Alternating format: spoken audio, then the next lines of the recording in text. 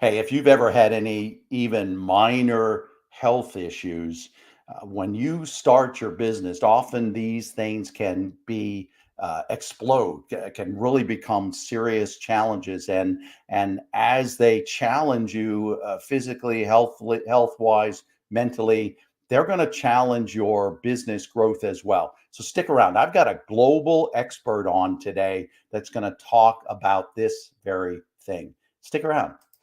This is the Franchise Pitfalls and Profit Show. Each week, we bring you the challenges and triumphs of being in the franchise development and consulting business.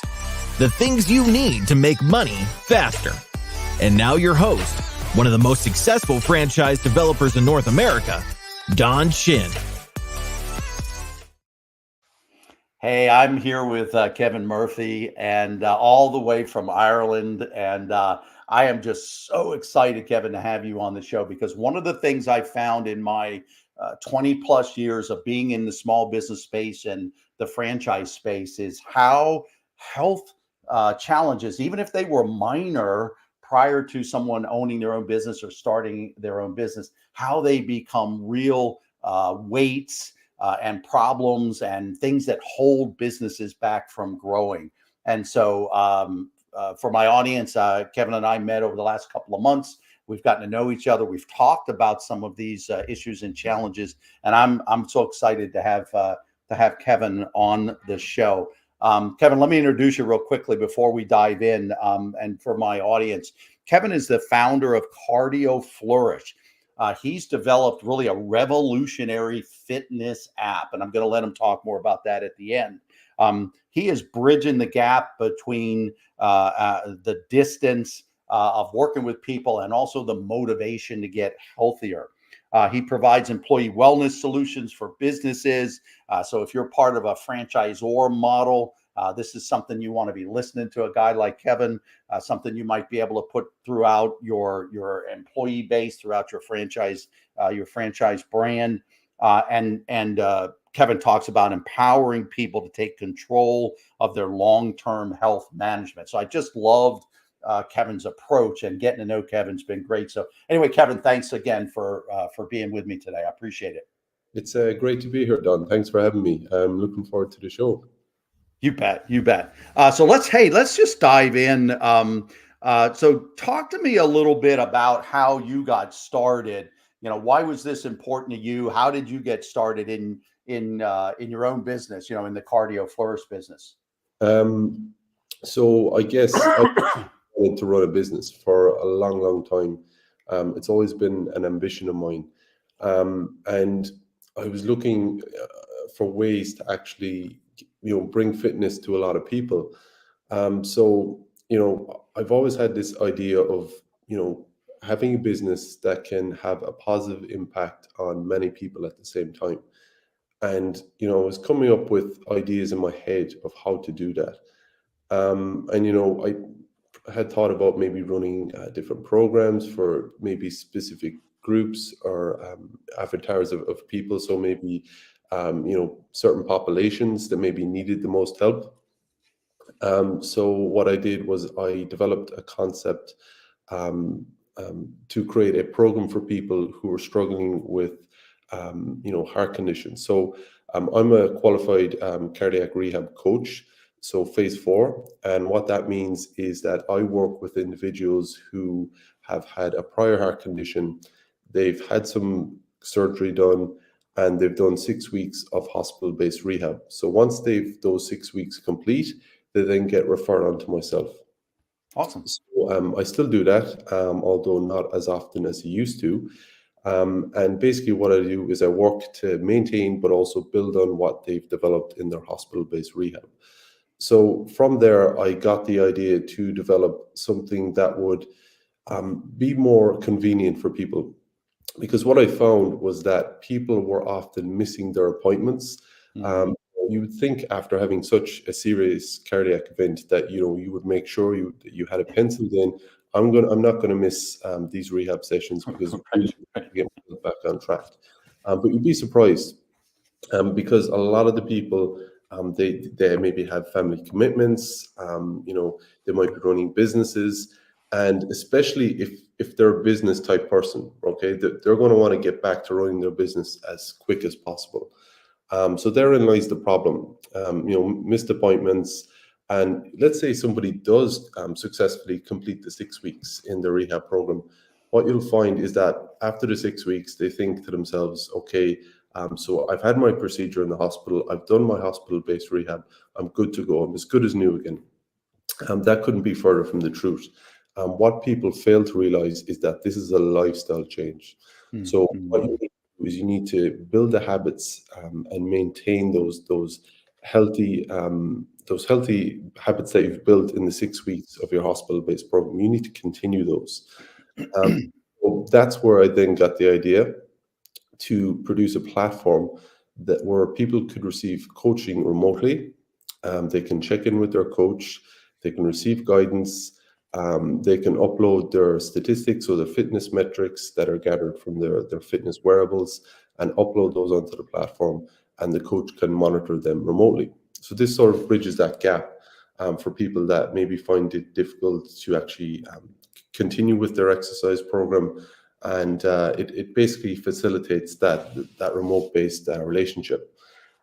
So in with about creating that. And from there, I did meet a few roadblocks when it came to the health services here in Ireland. So I pivoted slightly and I developed more of a general fitness platform where anybody who's interested in any particular type of fitness niche can connect with a coach who facilitates that.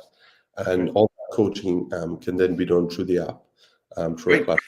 So you said you wanted, one of the keys early on, your why, or your purpose was to create positive impact on people's lives, which is ultimately what many of my audience wants to do. They are career coaches, franchise advisors that help people into business through the franchising model. So that's often, I know it's for my company that is a piece of what my company does.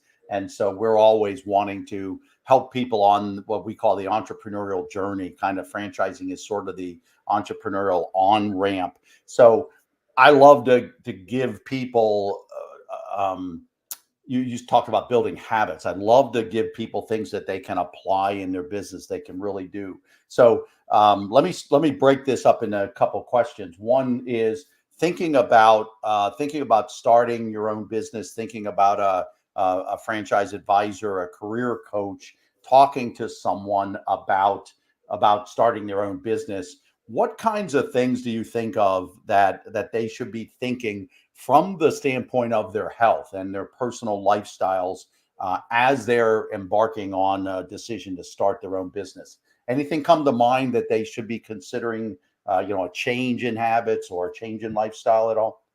Yeah, so there's several things we can touch on there. So what I find from working with individuals who are in the business or corporate world is that they're very much tunnel vision, okay?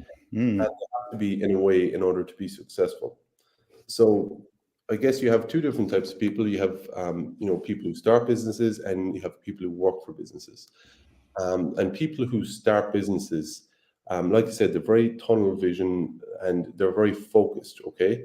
Because in order to grow a successful business, you need to be very dialed in, and you need to put a lot of energy into creating that business, making it successful. And what you'll find is that that energy that those people use in order to put into their business, it tends to be all or nothing, okay? So in the sense that people who, in particular, I find this with people who are maybe middle-aged, I often find that they have neglected physical activity as part of their health, their protocol, which is kind of ironic because I think for people that run businesses, they're very successful in some of them in their field, and they've built certain habits that have made them successful. Okay, Right. Unfortunately, it's the cost of their health. Okay, in many cases, when it comes to obesity, stress, lack of sleep. Okay, so what you need to do is you need to have some form of physical activity. Now, we can talk about other things in a moment, such as sleep and nutrition, but exercise should be part of your routine, because if you're not physically active, let's say you're a middle-aged man or woman, okay, and you haven't been physically active since your 20s, okay, um, what you'll find is, when you start to hit your 60s and maybe you're, thinking about retirement and you're moving into retirement, you'll find that your fitness, your health, once you retire, and I've experienced this myself, having working with many individuals, is their health tend to just dives off a cliff Yeah. after they've retired, or maybe they're forced to retire because of some cardiac event or some health issue. And what you'll find is that people who neglected physical activity tend to be the ones who are more likely to suffer a heart attack, develop cancer, diabetes, these sorts of things. So, what I say to people, in particular, if they're a little bit older, they're in their 50s, and maybe they haven't been physically active for a very long time. What you'll find with some trainers is that they'll probably put them on a program, say, okay, we need to get you in the gym 5 days a week. We need to get you eating this, that, and it just won't work, okay? Because believe it or not, 90% of people who start a fitness program fail. Right. 90%. Right. And you have to ask yourself, why is that? And one of the reasons is we have a natural instinct to take the path of least resistance. And I guess this goes back to our ancestors and hunter-gatherer times, where we didn't want to expend calories or energy unless it was completely necessary. So unless it meant hunting for food or running away from a dangerous animal. Right. And so with that in mind, we have a tendency to take the path of least resistance, especially if we're really focused on our business. So what I say to individuals like that is I say, okay, so Don, you haven't been physically active in a long time. If I was to ask you to do 20 minutes of exercise 3 times a week, do you think you could do that? You're Yeah, probably for sure. 20, you probably say, yeah, 20 minutes is much, 3 times a week. That's not much time out of my week. And then I'll say, great, okay. So what I'll do then is I'll probably create a few exercises, maybe depending where they are with their fitness, or, how able they are, how mobile they are. I might give them something like a couple of body weight squats, some push-ups, Yes. Yes. these things like this. So whatever they can get done in 20 minutes. So I'll give them a simple program. I'll say, okay, do this for 20 minutes, 3 times a week. Okay, it's not much. You said it yourself. It's very little. Okay, so they do this for maybe 2 weeks. Okay, and maybe on the third week, I might then turn around to them and say, well, Don, you've been doing pretty well. Doing 20 minutes 3 times a week. I'm sure the first week was a bit hard. You were a little bit sore the next day after exercise, but you seem to have adjusted pretty well. So you think if we added another 10 minutes onto those 20 minutes, do you think that'd be okay? You're probably Yeah. going to say that. You're probably like, yeah, okay, it hasn't been too bad. And, I'm managing pretty well, and yeah, I'm getting pretty comfortable with it. So you end up doing 30 minutes then 3 times a week. So now we're a couple of weeks in. Let's say we get to week 4, week 5. I might say, Don, you're doing pretty well. You're absolutely killing it with your workouts. You're now doing, 30 minutes 3 times a week. Do you think you get out a fourth day? And you're more likely to say, yeah. So what you're actually doing is you're building the habit very, very slowly. Because Yeah. if you say to somebody 20 minutes 3 times a week, you think you can do that, anybody can do that. I don't care how busy you are. 20 minutes 3 times a week is nothing. Yeah. So, from there, we can then, once they've actually built the habit over the 5 weeks, we can then dial in the other habits, such as diet, sleep, and managing stress. Okay. I love it. Yeah. I love So, it. for example, with diet, depending on the individual, is if you're working in a busy working environment and you're on the go, you're probably just going to be grabbing something quick. In some cases, it's a sugar-based snack, and Yes. it's something that will give you that quick energy buzz. So I'm not going to, similar to the exercise, I'm not going to come in and say, well done, we need to completely rearrange your diet. We got to Right. get you salads for lunch, lean turkey mince, and you need to get rid of it, all the foods that you're currently eating because it's terrible. I'm not going to do that, because people aren't going to stick to that, right? Okay, Right. Right. Right. we're creatures of habit. Yeah. So instead, what I might do is I might introduce a meal that's maybe a little bit healthier. So if they're used to eating a sugar-based snack for lunchtime, I might say, okay, why don't we switch this up? Maybe try some Greek yogurt mixed with granola and a tablespoon of honey. So now we've replaced an unhealthy snack with a healthier snack, okay? But they're still getting that sweet tooth. They're still Yeah. getting that mix, because that's what they expect. So it's, let's say, 1 p.m. lunchtime, you expect that sugar rush, okay? So you're still hitting that with the granola and the honey, okay? Yeah. But you're also getting some protein in there with the Greek yogurt. So you're probably looking at 40 grams of protein there. So we've just replaced an unhealthy snack with a healthier snack, but we have introduced some good nutrients there that will be beneficial to you and your exercise routine. And that's really excellent, because I think, especially this time of the year, and this is why, Kevin, for my audience, Kevin, you and I had talked about this. This is the right time of the year. Of course, we're talking about people making better decisions, buying franchises, making better decisions, considering their health status before they buy a business. But at this time of the year, it's also very, very timely, because people will go off and get that gym membership, and like you said, 90% of them after 3 or 4 weeks are going to be gone. So I love how you're making it easy to do, which means people are going to start it and stay with it. And there's no real expense here, which I love. That you don't have to go out and get the gym membership. And sometimes people think they've got to, well, maybe they do have to buy all new athletic wear because they're now exercising in the gym. What you're saying is that you can do that in your own office and get these habits built without any additional expense, which I love. Let me transition you a little bit. Let's say somebody's already owns their own business. They're already in this situation. Are there a couple of things as people are aging? They're already in the middle, so this isn't something they're contemplating and they want to build the right habits. Anything else you can think of with regards to, I'm in my business already. I've got some health challenges. I see it impacting the results in my business. Any other thoughts or tips from the standpoint, I'm already there. What can I be doing, or what should I be doing? So for that type of individual, similar to what I was saying before, I would start very small and build my way up. Okay. I would make sure that for health reasons, I would include a set of particular exercises in my routine. Okay. It doesn't have to be, 5 times in a week, 1 hour workouts. This can be 30 minutes. So I would include some resistance-based exercises there.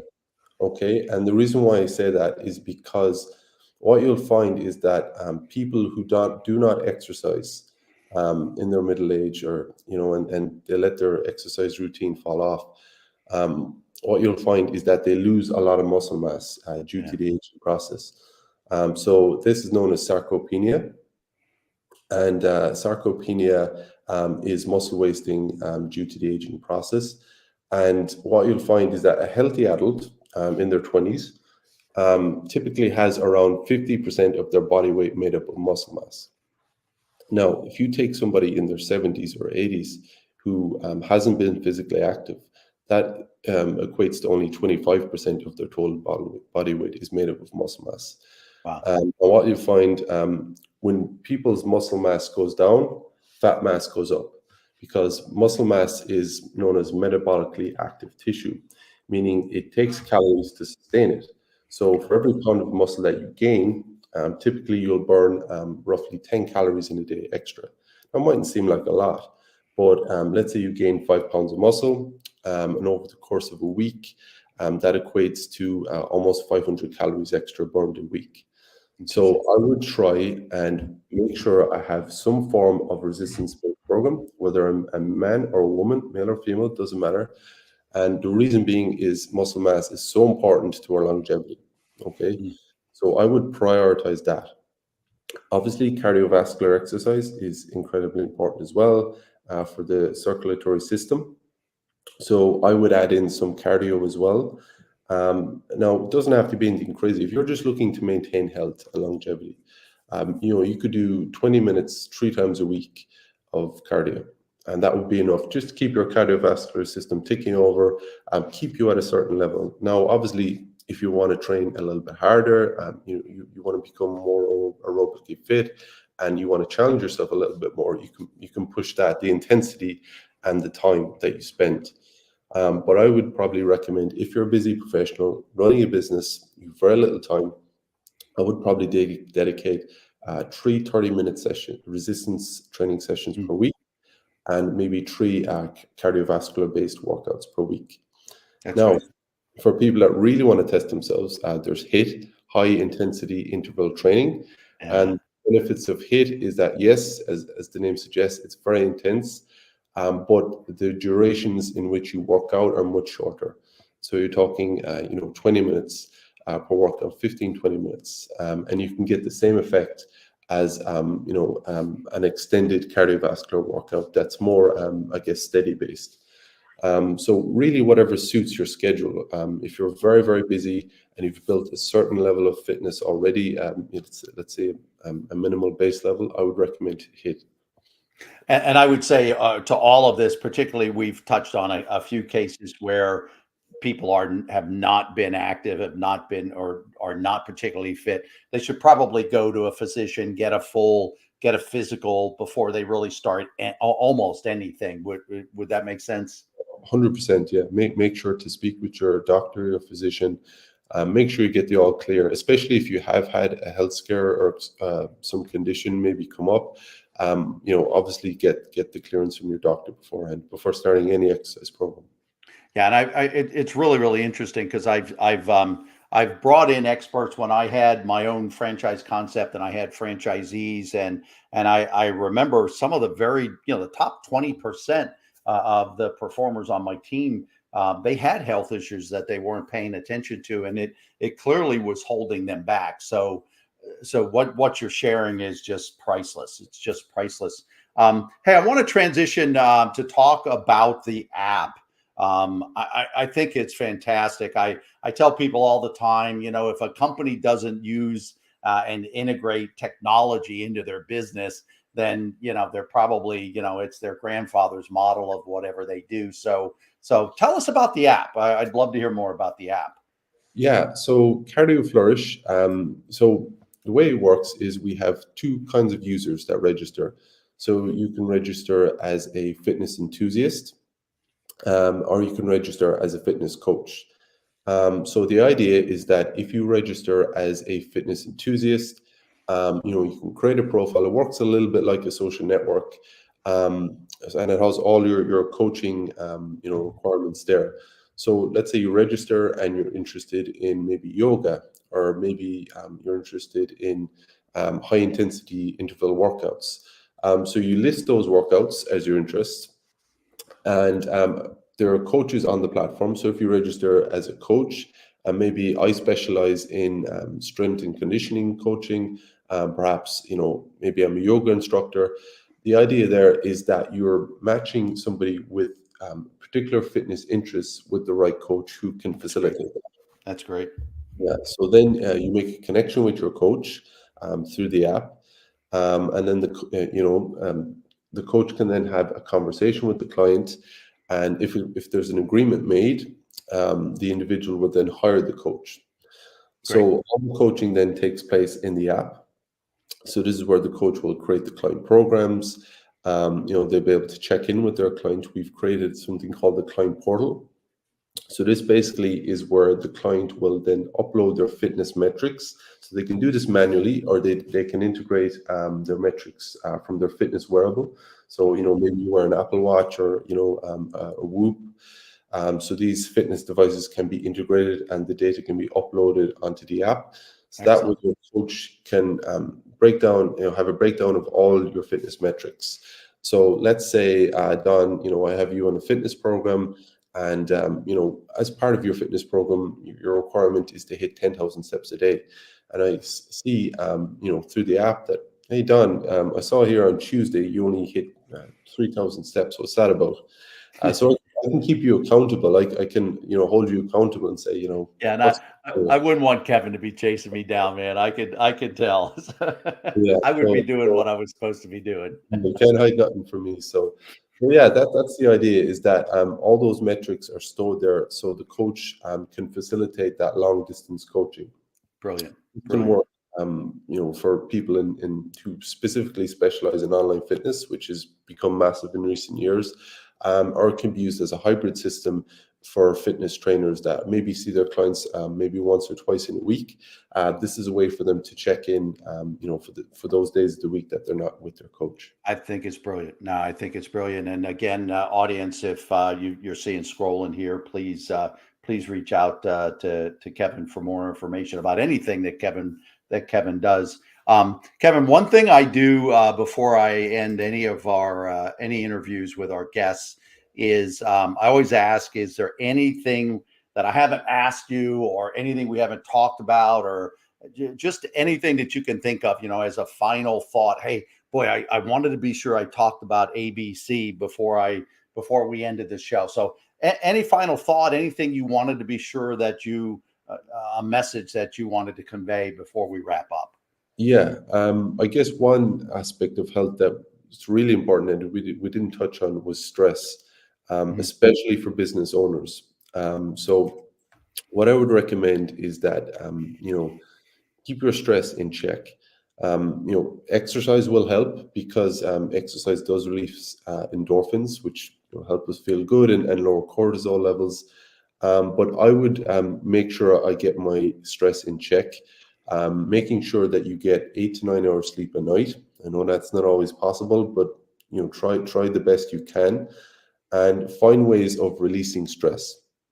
Because what you'll find, if you're a busy guy working in the corporate space or business world, busy guy or gal, and you're not, you know, taking the time to manage your stress, it's going to catch up with you eventually. I've seen it from working with individuals in the business world. I've also seen it from working with clients, who have had a prior car condition, and then they're working with me because, they're in the position that they're in because they neglected their health. Yep. So stress is a big killer, probably the number one killer out there. It's something to be aware of. So find ways to manage your stress better. You'll find the exercise, sleeping well.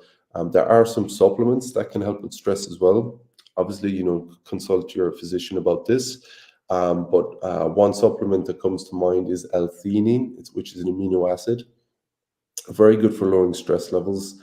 Ashwagandha, which has become incredibly popular nowadays, very good again for keeping stress, keeping cortisol levels low, and keeping you nice and level. But I would only take supplements once I feel the area is covered first. Supplements are sort of the cherry on top. Awesome. So yeah, that would be Awesome. my final message: is that keep your stress in check. Awesome. Awesome. So great tips, audience. Energy levels are key. Manage your energy levels, reduce your stress, find replacement habits. Use some of the things Kevin has shared as replacement habits, and do it slowly so that it's something that you stick with. Kevin Murphy, man, you have been awesome. Thanks so much. Thanks, Don.